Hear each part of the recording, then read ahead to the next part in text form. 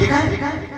तो बाबा जो पूछे थे उसका उत्तर में इसलिए नहीं दिया क्योंकि प्रश्न कुछ और चल रहा था। पूछने का ढंग क्या होता है, जाने का ढंग क्या होता है, जब महाराज जी खाली रहे तो बैठे रहते हैं पूरा दिन धूप में आकर के पूछना चाहिए। अच्छा हम कोई प्रश्न कर रहे हैं बीच में पूछोगे तो उसको छोड़ना नहीं उचित है, लेकिन छोटे में बता देते हैं कि हम कहाँ से आए हैं और कहाँ मुझे जाना है, ठीक है, और कैसे हम वहाँ पहुँचेंगे, जहाँ मुझे जाना है वहाँ पहुँचेंगे कैसे, इसके बारे में बता देते हैं। सब लोग बड़े ध्यान से सुनिएगा।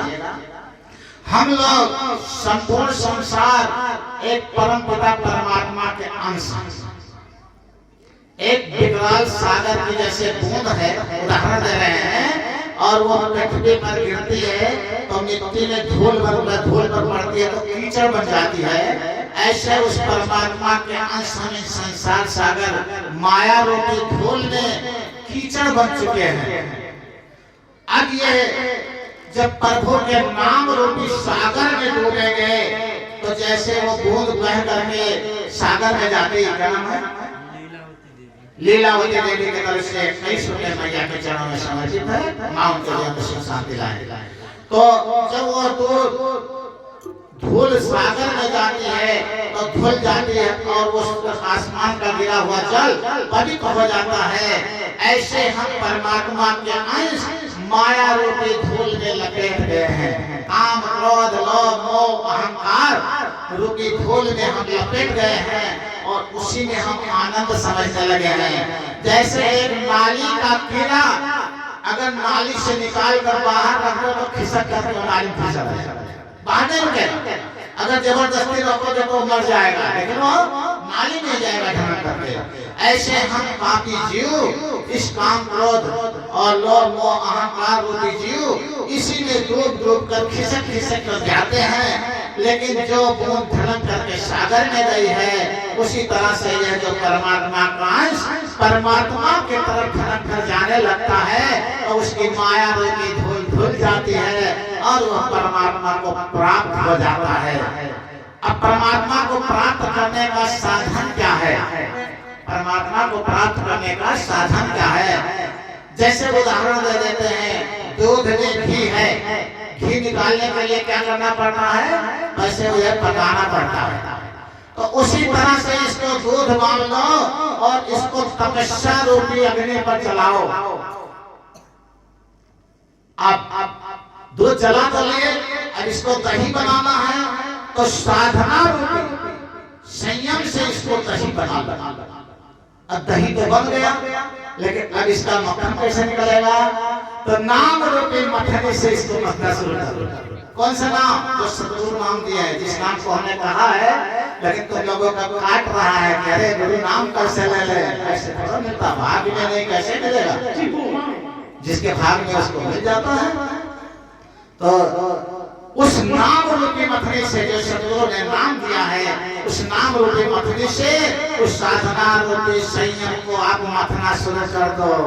और जब मथने लगोगे तो क्या होगा, आपको ध्यान रूपी मक्खन मिल जाएगा और ध्यान रूपी मक्खन तपस्या रूपी तप की अग्नि में फिर से पकाओगे, तब वह परमात्मा के चरणों में चले जाओगे और बड़े शौक से चले जाओगे।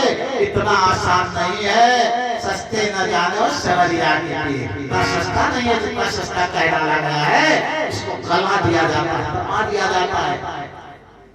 ये जो संत के पास बैठा है, 21 साल भून कर आलू खा करके 3 महीने नीम की पत्ती चबा करके तब आज यहाँ बैठे। खिलवाड़ नहीं है, इतना आसान नहीं जितना आसानी से लोग सोचते हो। कहाँ से आए हैं, कहाँ जाना है, लागत तुम्हारे घर से है, तुम्हें घर जाना है, इस तरह पूछते। इसको जब पूछो करना चाहो तो करके दिखा दूंगा, मेरे साथ बैठो, वो ध्यान को साधना लगा करके दिखा दूंगा। इस ध्यान साधना की बातें करते हो, तो इसीलिए सभी लोग बातें में तो बहुत आगे हैं, लेकिन करने की हिम्मत नहीं है। 1 घंटा नहीं रुक सकते कोई चीज जाने का, भीड़ में आए दूसरे सबके बीच में, तो इसे बहुत घंटों समझाया तभी खत्म नहीं होगा। समय के अभाव में आप लोग एक छोटी सी भजन हो जाए और उसके बाद आरती हो जाए। मेरी इच्छा ये रहती है कि आप लोग समय से अपने घर जाएं, लेकिन आप लोग समय से आते नहीं। इच्छा तो कहते 11 बजे तक कथा चले, 12 बजे जाए समय, क्योंकि कोई भी लोग समय से 2-4 लोग भैया लोग आ जाते हैं। माता मैंने तो बिल्कुल उल्टा, जिसके ऊपर मुझे भरोसा था वो तो बिल्कुल भरोसे के खिलाफ है, और जिसके ऊपर नहीं भरोसा था वो भरोसेमंद है। यहाँ का उल्टा काम है, ठीक है। तो एक छोटी सी भजन हो जाएगी, जो भोले बाबा में किसी का मन लग जाता है तो संसार ऐसा लगता है। तो सभी लोग दोहराएंगे, हमारी भजन सरल होती तो कुछ है नहीं। मीरा जी भी गाती थी तो कैसे गाती थी, टूटे टूटे भाषा में। कोई पहुंचा तो मीरा जी मस्त थी, अपनी भाषा में गा रही थी, तो उसने क्या लिखा कि राग से गाया करो। तो मीरा जी का जब ध्यान टूटा तो उन्होंने लिखा अनुराग से गाया करो। राग से संसार पसंद होगा और अनुराग से सरकार पसंद होगा। इसीलिए सभी लोग हमारी बातों को बिना लय ताल का अनुराग में गाना शुरू कर दो, सब कुछ समझ जाएगा। तो सभी लोग छोटे छोटे जब दोहराएंगे उसके बाद आरती होगी।